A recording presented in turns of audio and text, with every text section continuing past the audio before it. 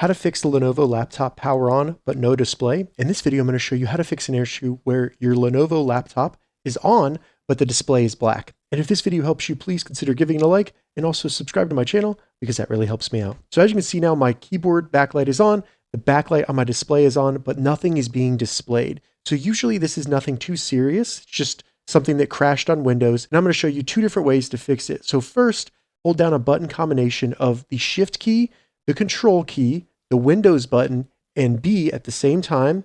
You may see the display flash, you may see your mouse show up, or you may see the display come back and turn back on. So hold that down for around 5 seconds.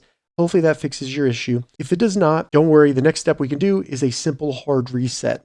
This does not affect the files on your laptop. We're going to basically force our laptop to turn off and then turn it back on, and our display will work after that. So to do that, find the power button on your Lenovo laptop, and mine's right here. Hold down the power button for about 10 to 15 seconds until you see the backlight on your computer turn off. You may hear the fan turn off or the backlight on your keyboard turn off. Hold it down for 5 seconds after that happens, then let go, and then hold down the power button for around 2 to 3 seconds until it starts turning back on. So give it some time. You'll then see the display come back on, and you have now fixed Lenovo laptop powers on, but the display is off. If this video helped you, give it a thumbs up, and please consider subscribing to my channel.